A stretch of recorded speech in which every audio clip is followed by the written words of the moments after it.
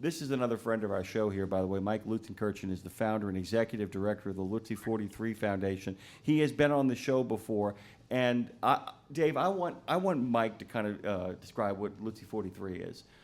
Because he came on a while back and he was so moving, and he's got such an important thing to say. And in many ways, we always try to focus on safety around here for everybody that makes their living on the highway, for everybody who is going someplace where they love people on the highway. This is a guy you got to talk to. Mike, thanks for being on the first Nemo Nation with us. Good morning to you, sir. How you been? I'm doing great, gentlemen. Congratulations on the new platform and the impact you're going to make through this new platform. But I'm actually calling you in from Louisville, Kentucky, where I'm attending the Truckload Carriers Association conference. And just to give you the quick background, I'm originally out of Chicago, but been living in Marietta, Georgia for the past 28 years, blessed with a beautiful woman I've been married to 40 years and 4 wonderful children. My only boy, Philip, was our 3rd child. Philip went on to play football at Auburn University as a high school All-American from 2009 to 2012. Had a short run in the NFL, curtailed because of injuries, but unfortunately at age 23, Philip joined a group of friends at a farm back in 2014, and Philip and the driver lost their lives in a single-vehicle crash that occurred at 2:30 in the morning. He had a large platform plan at Auburn for what he did off the field in addition on the field, and we created the Lutzie 43 Foundation. Last name Lutzenkirchen, Auburn fan base nicknamed Philip Lutzie. He wore 43. And our quest is quite simple. We're trying to reduce or eliminate the number of fatalities due to poor behaviors on roadways. And that's what the Lutzie 43 Foundation is all about. Go ahead, Dave. Before we launch into the 100 Days of Summer, and you've got a beautiful piece that folks can download. It explains what's going on and why it's going on. I was born, you're from Wheaton. You know where Joliet is, just south of you up there? I sure do. Well, that's my hometown. Playing them in sports. Yeah, that's my hometown. Okay. Yeah, there's a lot of God winks all throughout the day, aren't there? Yeah. Right now, Mike, you guys are really kind of making sure that people understand that there are, as it says, 100 deadliest days of summer. That there's a window here for people to be really aware, for people to be very, very present and accountable for their actions while they're out on the road. Can you tell us a little bit about what you guys are pushing right now? I mean, the overall mission we understand, but you guys always focus on particular things at particular moments. Talk to us about what's going on right now. Yeah, so I got to give credit to the AAA Foundation, National Safety Council, NHTSA, and all these other great organizations that are also roadway safety stakeholders. But they've come up with coining the phrase, the deadliest 100 days of summer, which runs from Memorial Day weekend to Labor Day. That's when we'll see a spike in teenage fatalities. Distracted driving continues to be a leading death of teenage drivers and passengers, but we'll have the teens on the roads more driving in kind of more relaxed atmosphere because they're not in the school year. They're out later at night and so forth. So there's just a lot of focus put on the driving community. So let's be extra cautious during this 100 deadliest days of summer. You know, we're pretty consistent throughout the year. We get a request through our 43 Key Seconds initiative to speak ahead of high school proms and homecoming, return to school, spring breaks, Halloweens, and so forth.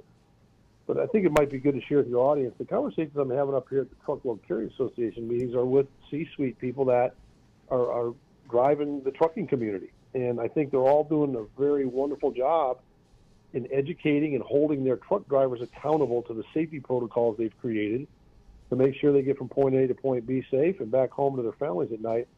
But where we find a gap in what we're doing through Philip's story in life and the creation of 43 Key Seconds, there's a wonderful opportunity to improve the amount of impact you're taking from your road safety protocols for your commercial drivers and making sure every other employee that doesn't drive a company vehicle for a living benefits from it. They're all driving to and from offices or sales reps to client sites. And what we find is most companies have not taken that investment in driver safety and say, hey, let the people in accounting, HR, social media, warehouses, inventory, legal, let them benefit from our investment there. And then what we're really excited about, which is starting to take some traction, is Most companies aren't then saying, hey, let's go a step further. Let's make sure all of our employees can take our road safety protocol programs home to their driving age family members. And that's where we see this big push into corporate social responsibility. And, I truly believe most companies, the majority of companies, are philanthropic in nature and want to give back in the areas that they choose to support, and certain great causes like breast cancer awareness and Alzheimer's research and Wounded Warrior Project. But most of them also want to get back to their communities. And no better way to do that than starting out with the family members of all your employees. Wow, that's such an obvious approach, Mike, but nobody's done it. Yeah, that's right. It's interesting when you're talking to these C-suite people here at this conference, so I'm getting to meet for the first time. We're somewhat an outlier up here. We're exhibiting, and there's maybe one other nonprofit up here, and people come over and they see, my girls always kid me that I always have our circular 43 on. I lost my only son. It was my best friend. My girls know I say that. They respect why I say that because it's a father-son relationship. I've got an incredible relationship with my daughters, but they come over and say, what is this 43? Why do you use those orange and blue colors? Are you a Chicago Bears fan? Which I am, but no, these are Auburn's colors. What does that key mean? What is 43 key seconds?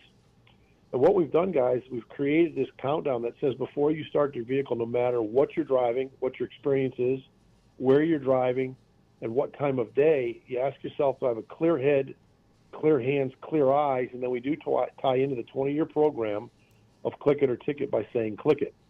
And not to take you through the whole thing, but what is it a young driver, is a 15-year-old getting their permit, to a 16-year-old to college, to a 65 and older driver say?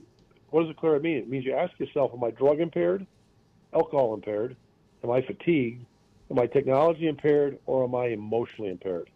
And if you answer positively to any one of those, you got to have the common courtesy to your own self to step back and say, I'm not prepared to drive, to protect your fellow passengers, to protect other drivers, and protect the growing number of pedestrian and bicycle crashes and accidents and deaths that are occurring. We think if people will adhere to 43 key seconds, it's going to improve the behavior of driving decisions. Mike, one of the things, spreading out like that is essential. Truckers Against Trafficking really did that too, in terms of spreading the awareness and spreading the reach. But I wanted to circle back to something too that isn't mentioned very often, but there's a group, and I know you're familiar with SAD, Students Against Distracted Driving. And one of the things that they pointed out, this is a couple of years ago, and you mentioned the AAA Foundation. We have those folks on the air fairly regularly, and we went through this report that said a lot of kids in school, high schools especially, they sleep with that cell phone or smartphone under their pillow. They're constantly being woken up because of FOMO, fear of missing out. So that by the time, and I know we're talking about the 100 Days of Summer here, but those phones keep going, year round. But especially when they're in school, they're tired by the time they get behind the wheel to drive to school in the morning. Is that something that is that something you guys focus on as well? It's sort of an adjunct to actually, well, how are you driving? Are you being safe? Are you getting rest? Are you actually making sure that you talk about the idea of having that clean head, clean head, clean hands, clear eyes? Or you guys have programs that focus on making sure people, when they're not in the car, are doing the things they're supposed to do to put themselves in a place where they can get behind the wheel successfully? Yeah, we do, and I'd answer that, but I know, Dave, you and I are probably similar in age. I tell my kids all the time when I forget to take my phone to Home Depot or something, I said, it's not the end of the world. I was raised without a phone in the car. We can get by. It's pretty amazing if you have faith. It's amazing some of the conversations you can have with whoever you believe in when you're disconnected. And so I'm constantly encouraging kids to say it's okay to not have your phone, but we address the fatigue thing. I'll tell you the other thing we're very proud of. In Georgia, we've got an incredible relationship with Russell McMurray and the Department of Transportation. Russell's the commissioner. We have created a 5-hour safe driving summit. That's a licensed asset of the foundation, and it typically is a 75-minute keynote address to an all-school assembly. And then the school picks 300 or 400 kids to go through 430 impactful breakouts. And one thing that I just don't think is emphasized enough, when we talk about teenagers, at some point, if you adhere to the rules of your state, you're going to go 6 months in a graduated driver's law before you can allow to have another teen in your vehicle. And think about how impactful that first time is. Your teenage child is now got teenage friends in that vehicle. You have inexperienced drivers together without an adult. And we try to emphasize, you know what, the leader of that 4 kids, if it is in this example, might be sitting in the back seat.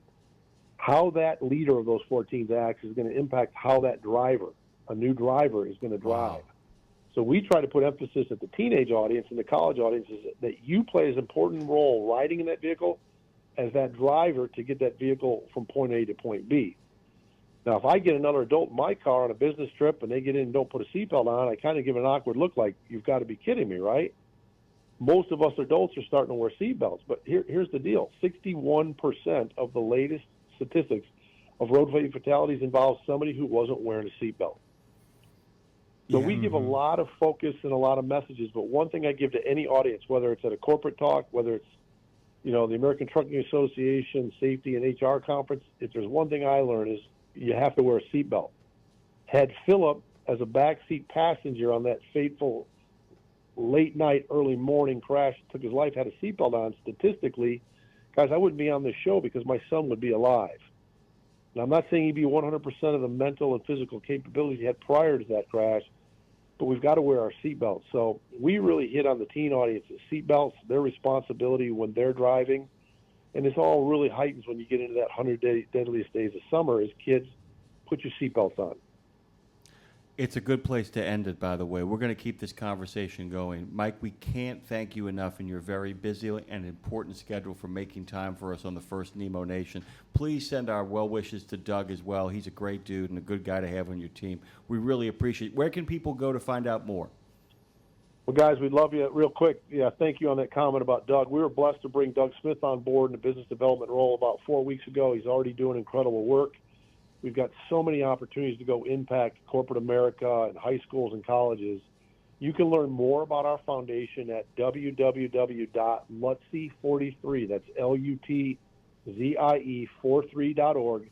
You'll learn about Philip's career, the things he did off the field for kids that had special needs or cancer and so forth. But you'll really learn what we're trying to do from drivers ages 15 to 65 and older to make an impact so other families don't get that Post-it note or the knock on the door that said you've lost a child. Thank you, my friend. It's good talking to you. He was great on the show before, Dave, and he was an important addition to this first Nemo Nation.